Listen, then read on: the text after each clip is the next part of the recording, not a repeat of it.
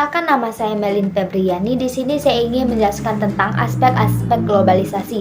Yang pertama adalah globalisasi ekonomi. Apa sih itu globalisasi ekonomi? Globalisasi ekonomi adalah proses kegiatan ekonomi dan perdagangan ketika negara-negara di seluruh dunia menjadi satu kekuatan pasar. Kekuatan tersebut terintegrasi dengan tanpa rintangan batas teritorial negara. Globalisasi tersebut mengharuskan keterbukaan terhadap arus modal, barang, dan jasa.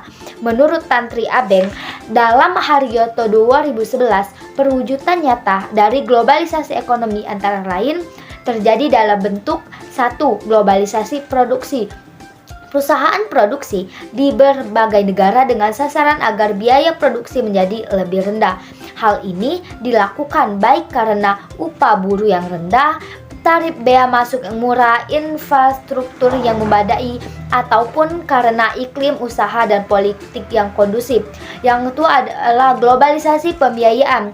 Proses globalisasi mempunyai akses untuk memperoleh pinjaman atau melakukan investasi di semua negara di dunia. Sebagai contoh, PT Telkom dalam memperbanyak satu sambungan telepon atau PT Jasa Marga dalam memperluas jaringan jalan tol telah memanfaatkan sistem pembiayaan dengan pola BOT atau Bond over Ramchan Transfer melalui mitra usaha dan mancanegara. Di globalisasi tenaga kerja dan globalisasi jaringan ekonomi itu akan dijelaskan oleh video teman saya berikutnya. Dadah. C. Globalisasi tenaga kerja. Perusahaan globalisasi akan mampu memanfaatkan tenaga kerja dari seluruh dunia sesuai kelasnya. Seperti pegunungan, staf profesional diambil dari tenaga kerja yang telah memiliki pengalaman internasional atau guru besar yang bisa diperoleh dari negara berkembang. D. Globalisasi jaringan informasi. Masyarakat suatu negara dengan mudah dan cepat mendapat informasi dari negara-negara di dunia karena kemajuan teknologi seperti melalui TV, radio, media cetak, internet, dan lain-lain. Jaringan komunikasi semakin maju membantu perluasan pasar ke berbagai belahan dunia. Sebagai contoh, cap, celana gym, lepis, atau hamburger yang melanda pasar di mana-mana. Akibatnya selera masyarakat dunia, baik yang berdomisili di kota ataupun di perdesaan, maju pada globalisasi. Globalisasi perdagangan. Hal ini mewujudkan dalam bentuk penurunan dan penyeragaman tarif serta penghapusan berbagai hambatan notif tarif. Dengan demikian, kegiatan perdagangan dan persaingan menjadi semakin cepat, ketat, dan adil. Perkenalkan, nama saya Sanianto Ahmad. Di sini saya akan menjelaskan tentang globalisasi politik. Kekuasaan politik tentunya berada di bawah kendali pemerintah.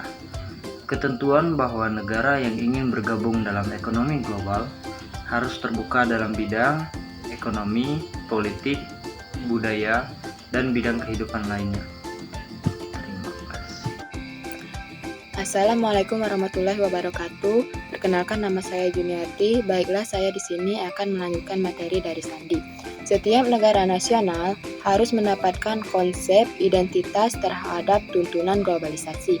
Adaptasi ini terkadang menimbulkan dilema terhadap kedaulatan nasional. Meskipun dilema, namun ada beberapa dampak positif yang bisa kita ambil. Adapun dampaknya diantaranya adalah sebagai berikut. 1. Adanya jaminan penegakan hak asasi manusia setiap negara. 2. Semakin tegaknya perdamaian dunia. 3. Tumbuhnya kesadaran bangsa-bangsa sebagai warga dunia yang memiliki tanggung jawab bersama dalam mempertahankan kelangsungan hidup di dunia. 4. Memberikan dorongan besar bagi konsolidasi demokrasi di banyak negara. Assalamualaikum warahmatullahi wabarakatuh. Baiklah, di sini saya akan menjelaskan materi tentang globalisasi sosial budaya. Era globalisasi menyebabkan masuknya berbagai budaya luar, baik yang bersifat positif maupun negatif. Globalisasi telah menyebarkan berbagai nilai sosial dan budaya suatu negara ke seluruh dunia. Proses ini akan melahirkan budaya dunia atau world culture. Perkembangan teknologi komunikasi pada abad ke-20 telah meningkatkan intensitas globalisasi kebudayaan. Kontak melalui media atau alat perantara telah menggantikan bentuk kontak fisik. Perubahan tersebut menjadikan komunikasi antar bangsa lebih mudah dilakukan. Hal ini menyebabkan semakin cepatnya perkembangan globalisasi kebudayaan. Berkembangnya globalisasi budaya ditandai dengan A. Berkembangnya pertukaran kebudayaan internasional. B. Penyebaran prinsip multi kebudayaan dalam kurung multikulturalisme dan kemudahan akses suatu individu terhadap kebudayaan lain di luar kebudayaannya. C. Berkembangnya turisme dan pariwisata. D. Semakin banyaknya imigrasi dari suatu negara ke negara lain. E. Berkembangnya mode yang di skala global seperti pakaian, film, dan lain-lain. F. Bertambah banyaknya event-event berskala global seperti Piala Dunia, FIFA. Sekian dari saya, terima kasih.